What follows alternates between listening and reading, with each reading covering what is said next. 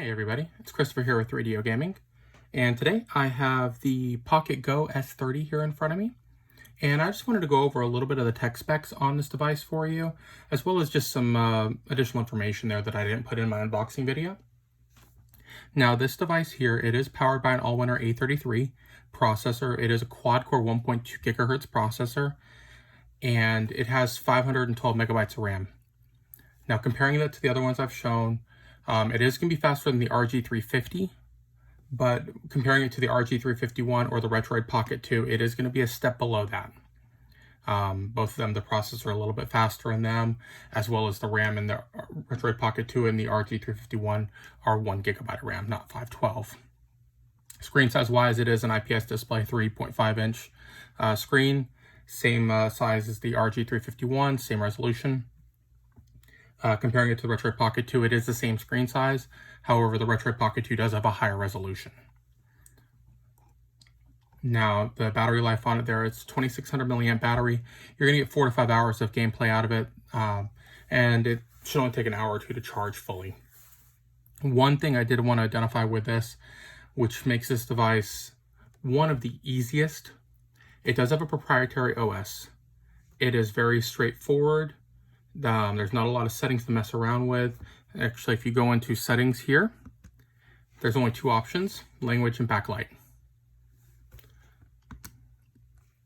Now, if you want to put games on here, one thing that I really liked about how the Retroid Pocket 2 did things is it has an internal storage for the operating system. So when you plug your microSD card in or plug your device into your computer, you're not getting a ton of pop-ups on a Windows computer. It's not going to show drive C, D, E, and F that you can't touch because it has the operating system on there. It just had one specific drive for that microSD card. Now, with the previous version that I've shown you, the PocketGo 1, or even the RG351P, if you take that microSD card out and you plug it into your computer, you're going to have several different pop-ups because the operating system is actually on that microSD card as well. Now, that can get a little confusing if you don't know what you're doing, because your Windows PC is not going to recognize those partitions, and it's going to tell you that your microSD card's damaged or that drive is corrupted and you need to reformat it. If you happen to reformat it, you just killed your operating system on your device, and then you got to go through the whole thing about reinstalling an operating system. So it can be a lot of extra work, and it's not something anybody really wants to enjoy doing. Now, with the PocketGo S30, this is one thing that I noticed right away and I love. You pop the microSD card out here from the bottom, take that out, plug this into your PC. There is only one drive that opens up. So there's no multiple drives opening up. You're not going to have, as I said, D, E, and F drive that you can't touch, and then G drive is the one that you actually put your games on, your ROMs. You take this microSD card, put it into the adapter, or you can plug it in through the cable included. It's only going to be one drive.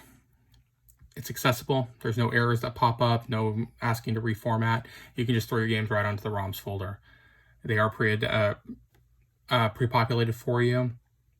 Now with this, it is set up for NES, Super Nintendo, Game Boy Advance, Game Boy Color, PlayStation 1, PlayStation Portable.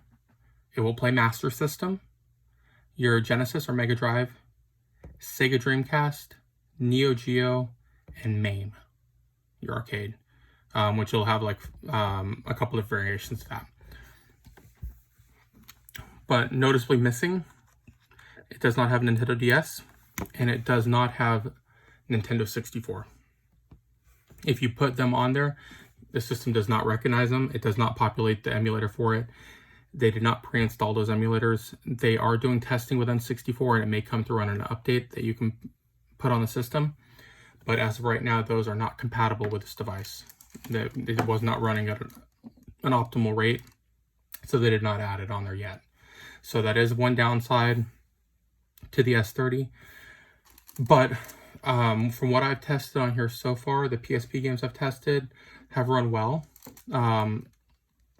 a couple of them that I had problems with the 351. I had problems on here too, but overall I was able to play some PSP games fine. The Dreamcast, I was actually really surprised to see it on there, and I've tested 2 or 3 games and they run well. So you'll be seeing some videos coming up over the next week to 2 weeks of gameplay on this device, and I'll try to expand that to show you a little bit more on it there if you're interested.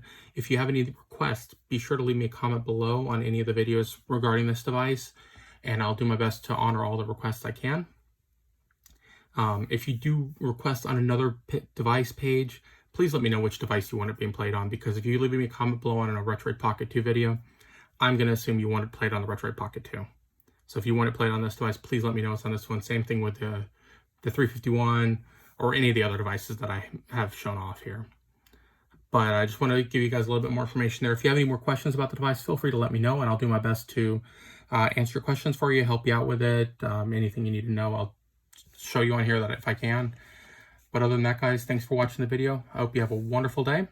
If you have any comments, questions, or concerns, leave me a message below. Find me on Twitter at 3DO Gaming. Like the video if you did. Subscribe to my channel, please. And I will see you guys around later. Take care. Bye.